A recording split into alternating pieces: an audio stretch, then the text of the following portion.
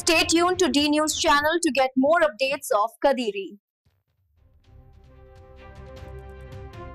ఈ విధంగా మనము అంతేకాదు రాబోయే ఎలక్షన్ లో మనము కర్నూలు నియోజకవర్గం నుంచి మన ముఖ్యమంత్రి గారిని ఎమ్మెల్యేగా కూడా మనం తెచ్చుకోవాలనేది నేను ఈ పంచాయతీ నుంచి ముఖ్యంగా ఇక్కడ బలమైన వర్గం ఉంది యూత్ ఉన్నారు.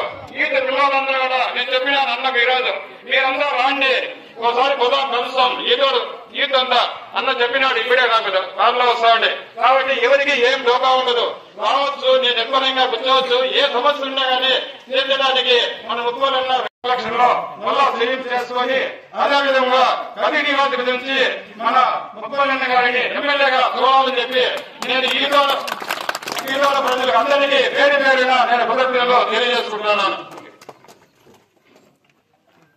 Thank you. పిలుస్తున్నాను కూడా ఏదో ఒక అపోహ ఉంది, అన్న కనుక్కోలేడు, పేర్లతో పిలిచాడని. అలా లేదు, అన్నాన్ని పిలిస్తే పేరు మర్చిపోయినట్టు కాదు. కాబట్టి ప్రతి ఒక్కరికి పేరుతోని పిలుస్తాం. అందరికీ గుండెలో పెట్టుకొని మీతో మేము ఎప్పుడు మీ కష్ట నష్టాల్లో మేము భాగస్వాములై మీతో ఉంటామని కూడా నేను ఈ సందర్భంగా తెలియజేస్తున్నా.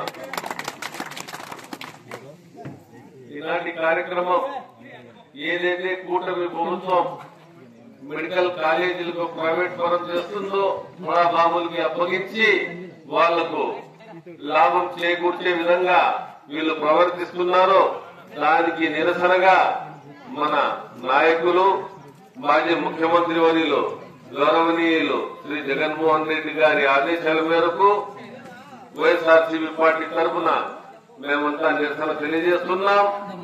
ఈ మెడికల్ కాలేజీల ప్రైవేట్ అనేది చాలా దుర్మార్గపు మరియు బూటకపు చర్య. సరే, దానికన్నా ముందు ఈ రోజు ఒక బస్సు యాక్సిడెంట్ జరిగింది. దానికి మేము ముందు ఒక 2 నిమిషాలు సంతాపం తెలియజేద్దాం. ప్రతి ఒక్కరూ నిలబడి వారి చేసి బడాబాబులకు అప్పగించి ఏదైతే ఆనాడు జగన్మోహన్ రెడ్డి గారు ముఖ్యమంత్రిగా ఉన్నప్పుడు వైద్య విద్యార్థుల జీవితాల కోసం, అలాగే బడుగు బలహీన వర్గాలైతేనేమి మైనార్టీలైతేనేమి ప్రతి ఒక్కరూ ఈ మెడికల్ కాలేజీలో వాళ్ళ పిల్లలు చౌకగా చదువుకొని, అలాగే చదువుకున్న తర్వాత వైద్యం కూడా చౌకగా అందిస్తారు అనే భావనతో ఆ రోజు 17 మెడికల్ కాలేజీలు తేవడం జరిగింది. దానిలో భాగంగా 7 మెడికల్ కాలేజీలు పూర్తయినాయి. మిగతా 11 కాలేజీలు 10 కాలేజీలు త్వరలోనే పూర్తయ్యే దశలో ఉండగా ఈ కూటమి ప్రభుత్వం ఇలాంటి దుర్మార్గం చర్య చేపట్టింది. కాబట్టి ఈ రాష్ట్ర ప్రజలు, కదిరి నియోజకవర్గ ప్రజలు, అలాగే ఈ తోడు గ్రామ ప్రజలు కూడా ముందుకొచ్చి ఏదైతే వైఎస్ఆర్సీపీ పార్టీ ఇది నిరసన తెలియజేస్తుందో దానిలో మీరందరూ భాగస్వాములై ఈ నెల 24వ తేదీ ఏదైతే గవర్నర్ గారికి 1 కోటి సంతకాలు ఇస్తున్నామో దాంట్లో మీరందరూ సిగ్నేచర్ చేసి మీరు నిరసన తీరజేయాలని కూడా మేము మిమ్మల్ని కోరుతున్నా. క్యాలెండర్ లో రౌండ్ చేసి అమలు చేసేవారు. తీరా ఈ కూటమి ప్రభుత్వం వచ్చిన తర్వాత ఒక పథకం, ఒక సంక్షేమం, ఒక అభివృద్ధి అనేది మర్చిపోయి పొద్దున్న లేస్తానే జగన్ జగన్ జగన్ వీళ్లకు ఇదే ఆలోచన, ఇదే మాట తప్పితే ఏదీ లేదు. 3 రోజుల ముందు ఇప్పటి ముఖ్యమంత్రి చంద్రబాబు నాయుడు గారు తలుపుల మండలంలో పెద్దనవారిపల్లికి రావడం జరిగింది. అక్కడికి వచ్చి ఆయన ఏం చేశారు, ఏం చేస్తున్నారు అది మర్చిపోయి అనవసరమైన మాటలు, కల్లబొల్లి మాటలతో ప్రజలను ఇంకా మభ్యపెట్టే రీతిలోనే ఉన్నారు. కాబట్టి ఈ 1.5 సంవత్సరంలోనే తెలిసిపోయింది చంద్రబాబు నాయుడు అనే మనిషి ఏమి చేయలేకపోతున్నాడు, ఇంకా చేయడానికి కూడా తేలిపోయింది. జగనన్న ఉన్నప్పుడు నవరత్నాలనే